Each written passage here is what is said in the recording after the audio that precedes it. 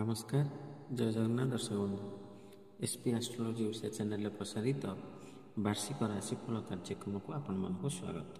दर्शक बंधु आज आम आलोचना करवा राशि चक्र एकादश राशि कुंभ राशि विषय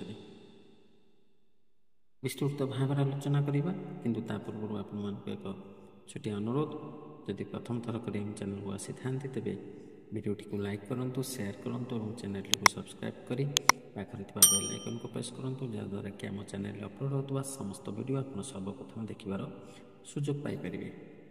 तो दर्शक बंधु आ विलंब करवानी चलतु आरंभ करवा आज आलोचना चक्र 2024 मसीह केमिति रहिबो कुंभ राशि व्यक्तिविशेष मानक शुभाशुभ राशिफल विषय। कुंभ राशि जार अधिपति ग्रह होउछन्ति शनि। ए कुंभ राशि शुभवार शुक्रवार शनिवार घातवार गुरुवार शुभ संख्या 4 5 8 शुभ रंग धूसर सबुज ब्लू शुभ रत्न नीलम शुभ तिथि दशमी एवं आराध्य भगवान शिव। यही कुंभ राशि व्यक्तिविशेष माने स्वभाव केमिति होता से विषय आम प्रथम आलोचना करवा।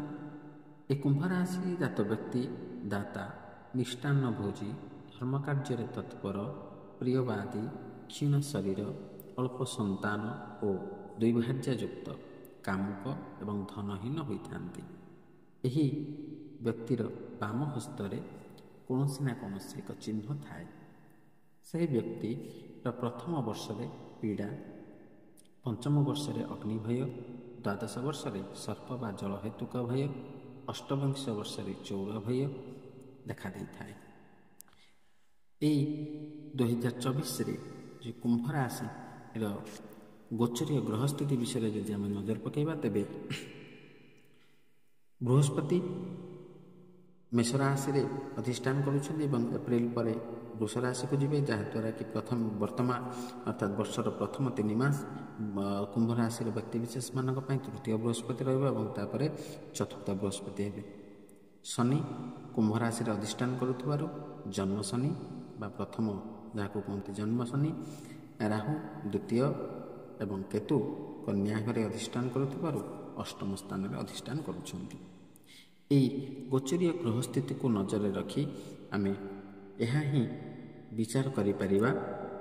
ता भितर आम प्रथमे स्वास्थ्य क्षेत्र आलोचना करवा। यही वर्ष आपणकर स्वास्थ्यर विशेष जत्न नेबा उचित। आपण हठात असुस्थ हो पारती किंबा असुस्थ अनुभव करिपारती। वर्षर आरंभ आपणक पई अनुकूल हेबो। आपण दांतरे जंत्रणा मध्य देखा दे पारे। आपणकर खाद्य अधिक चर्बी एवं प्रोटीन जो स्वास्थ्य समस्या सृष्टि हो पारे। यही वर्ष शनि आपणक राशि स्थानित हेबे। पुराणा आघात भल हो। बृहस्पति आपणकर द्वितीय घरे स्थानित हेबे। बृहस्पति आपणकर रहुचंती तृतीय स्थान प्रथम 3 मास एवं तापर चतुर्थ बृहस्पति हेबे। या कारण आपणकर विभिन्न प्रकार प्रथम 3 मास आपणकर शुभ फल प्रदान करेंगे एवं तापर सामान्य अशुभ फल प्रदान करेंगे। जुलाई रु सेप्टेम्बर मध्य कौन आकस्मिक दुर्घटना हेतु आप गंभीर भाव में आपणकर क्षत सृष्टि हो पारे। आर्थिक व्यवस्था विषय जदि आम आलोचना करवा तेरे यही वर्ष आपणकर आर्थिक व्यवस्था भल रहिबो। अन्य मानक यथासंभव साहाय्य करने को चेष्टा करेंगे। लुहा पादर शनि बड़ विनियोग कर सतर्क रहा परामर्श देते। आईनगत विवाद को आप एड़ातु कारण बृहस्पति आपणकर जेहेतु रोचंती तृतीय भाव में अर्थात 3 मास पर्यंत आपणकर शुभ और तापर अशुभ रोचंती से आपन को विभिन्न प्रकार आईनगत समस्या खर्च कराई पारे। भाव प्रवणता हेतु क्या बड़ परिमाणर ऋण दिंतु ना।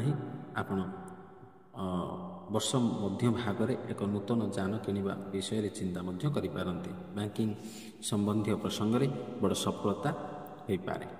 ଅକ୍ଟୋବରରେ ଆପଣ କିଛି ଗୁରୁତ୍ୱପୂର୍ଣ୍ଣ କାର୍ଯ୍ୟ ପାଇଁ ଋଣ ନେଇପାରନ୍ତି।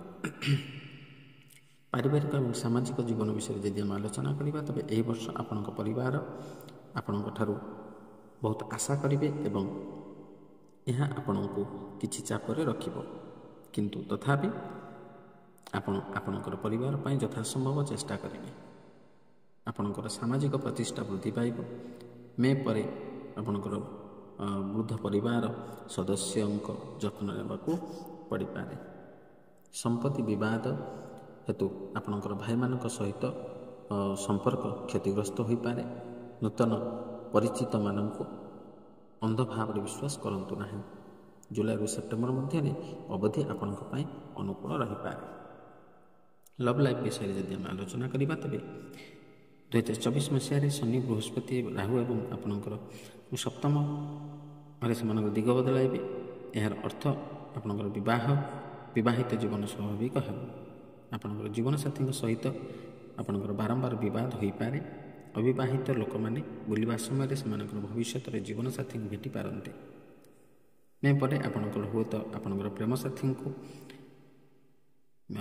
ବିବାହ କରିବାକୁ ଯୋଜନା କରିପାରନ୍ତି। ଯେଉଁମାନଙ୍କର ଦାମ୍ପତ୍ୟ ଜୀବନ ଖରାପ ଚାଲିଛି ସେମାନେ ଜାନୁଆରୀରୁ ଏପ୍ରିଲ ମଧ୍ୟରେ ଟିକେ ଯତ୍ନବାନ ହେବା ଉଚିତ ବା ଏହି ସମୟ ମଧ୍ୟରେ ମଧ୍ୟ ଆପଣ ଶୁଭଫଳ ପ୍ରାପ୍ତ କରିବେ। କିନ୍ତୁ ତାପରେ ଅର୍ଥାତ୍ ଯେବେଠାରୁ ଏପ୍ରିଲ ପରଠାରୁ ଆପଣଙ୍କର ଚତୁର୍ଥ ବୃହସ୍ପତି ଚାଲିବେ ସେହି ସମୟରେ ହୁଏତ ଆପଣଙ୍କର କିଛି ସମସ୍ୟା ଆସିପାରେ।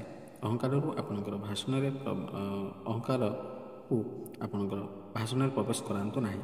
ଏହି ଆଚରଣ ଆପଣଙ୍କ ପ୍ରେମ ସମ୍ପର୍କ ଉପରେ ମଧ୍ୟ ପ୍ରଭାବ ପକାଇପାରେ, କିନ୍ତୁ ଆପଣ ସବୁବେଳେ ଆପଣଙ୍କ ସାଥୀକୁ ସମର୍ଥନ କରନ୍ତୁ। ଗତ କିଛି ଦିନ ଧରି ଆପଣ ଦାମ୍ପତ୍ୟ ଜୀବନରେ ଥିବା ପ୍ରତିବନ୍ଧକ ଗୁଡ଼ିକ ସମାଧାନ ହୋଇଯିବ। ଶିକ୍ଷା ଏବଂ ବୃତ୍ତି କ୍ଷେତ୍ରରେ ଯଦି ଆମେ ଆଲୋଚନା କରିବା ତେବେ ଶିକ୍ଷା ଏବଂ କ୍ୟାରିୟର ଦୃଷ୍ଟିରୁ ଏ ବର୍ଷ ଆପଣଙ୍କ ପାଇଁ ଉତ୍ଥାନରେ ପରିପୂର୍ଣ୍ଣ ହେବ। ଚାକିରିରେ ଆପଣଙ୍କର ସମ୍ମାନ ଏବଂ ପ୍ରତିଷ୍ଠା ମଧ୍ୟ ବୃଦ୍ଧି ପାଇବ। ଜାନୁଆରୀରୁ ଏପ୍ରିଲ ମଧ୍ୟରେ ଏହା ଅବଧି ଆପଣଙ୍କର ପଦୋନ୍ନତି ସହିତ ଜଡ଼ିତ ଦୀର୍ଘ ପ୍ରତିବନ୍ଧକ ସମସ୍ୟାର ସମାଧାନ ପାଇଁ ଅନୁକୂଳ ହେବ। ଯଦି ଆପଣ ଆପଣଙ୍କର ବ୍ୟବସାୟ ପାଇଁ ବଡ଼ ଆକାରରେ ଯୋଜନା କରୁଛନ୍ତି ତେବେ ଜୁଲାଇରୁ ସେପ୍ଟେମ୍ବର ମଧ୍ୟରେ କିଛି ନୂଆ ଆରମ୍ଭ କରନ୍ତୁ ନାହିଁ। ଆପଣ ଏହି ବର୍ଷ ଲୋଭରୁ ଦୂରେଇ ରହିବା ଉଚିତ। ସାମ୍ବାଦିକତା ଏବଂ IT କ୍ଷେତ୍ରରେ ଅନୁସରଣ କରୁଥିବା ବ୍ୟକ୍ତିମାନେ ଭଲ କ୍ୟାରିୟର ସୁଯୋଗ ପାଇପାରନ୍ତି। ସୋସିଆଲ ମିଡ଼ିଆ ସାହାଯ୍ୟରେ ଆପଣ ଆପଣଙ୍କର ବ୍ୟବସାୟରେ ଭଲ ସଫଳତା ହାସଲ କରିବେ। ବିଶେଷ ଭାବରେ ଦେଖିବାକୁ ଗଲେ ଆମେ ବୃହସ୍ପତି ଏବଂ ଶନିଙ୍କୁ ନେଇକି ହିଁ ଆମେ ଗୋଚରୀୟ ଗ୍ରହସ୍ଥିତି ବା ଗୋଚରୀୟ ରାଶିଫଳ ବିଷୟରେ ଆମେ ଆଲୋଚନା କରନ୍ତି। ଦେଖିବାକୁ ଗଲେ ଆପଣଙ୍କର ବର୍ଷର ବୃହସ୍ପତି ବିଷୟରେ ଯଦି ଆମେ ଆଲୋଚନା କରିବା ତେବେ ବୃହସ୍ପତି ଆପଣଙ୍କର ପ୍ରଥମ 3 ମାସ ଶୁଭତ୍ୱର କାରଣ ହୋଇକି ରହିବେ ଏବଂ ତାପରେ ଚତୁର୍ଥ ବୃହସ୍ପତି ଆପଣଙ୍କୁ ସାମାନ୍ୟ ଅଶୁଭ ଫଳ ପ୍ରଦାନ କରିପାରନ୍ତି। ଶନି ଆପଣଙ୍କର ଯେହେତୁ ଜନ୍ମ ଶନି ରହୁଛନ୍ତି ଏବଂ ଶନି ସପ୍ତାହର ମଧ୍ୟ ଭାଗ ଏବଂ ଏ ସମୟ ମଧ୍ୟରେ ଆପଣଙ୍କର ଜନ୍ମ ଶନି ବା ଶନି ସପ୍ତାହ ଚାଲୁଥିବାରୁ ସାମାନ୍ୟ ସାବଧାନତା ଆପଣ ଅବଲମ୍ବନ କରନ୍ତୁ। ଯଦି ଦୂର ସ୍ଥାନକୁ ଯାତ୍ରା କରୁଛନ୍ତି ବା କୌଣସି ଅଧିକ ସମୟ ଧରି ଆପଣ କୌଣସି ଗାଡ଼ି ଚଲାଉଛନ୍ତି ତେବେ ସେଥିରୁ ବିରତ ରୁହନ୍ତୁ। ଯଥାସମ୍ଭବ ଆପଣ କମ୍ କରନ୍ତୁ। ଲଙ୍ଗ ଡ୍ରାଇଭରୁ ରକ୍ଷା ପାଆନ୍ତୁ। ଶନି ସପ୍ତାହ ସମୟରେ ଆପଣଙ୍କର କର୍ମକ୍ଷେତ୍ରରେ ସାମାନ୍ୟ ବାଧା ସୃଷ୍ଟି ହୋଇପାରେ। ଉଚ୍ଚପଦସ୍ଥ କର୍ମଚାରୀଙ୍କ ଠାରୁ ଆପଣ ଅସମ୍ମାନିତ ହୋଇପାରନ୍ତି ବା କର୍ମ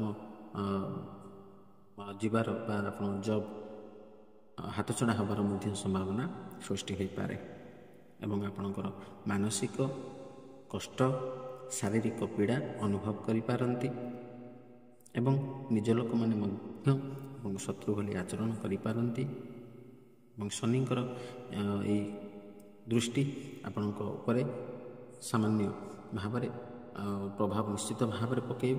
ତେଣୁ ଏ ଶନି ସପ୍ତାହ ଆପଣଙ୍କର ଏହି ଦ୍ରବ୍ୟ ନଷ୍ଟ, ଶାରୀରିକ, ମାନସିକ ଏବଂ କର୍ମକ୍ଷେତ୍ର ଉପରେ ନିଶ୍ଚିତ ଭାବରେ ପ୍ରଭାବ ପକାଇପାରେ।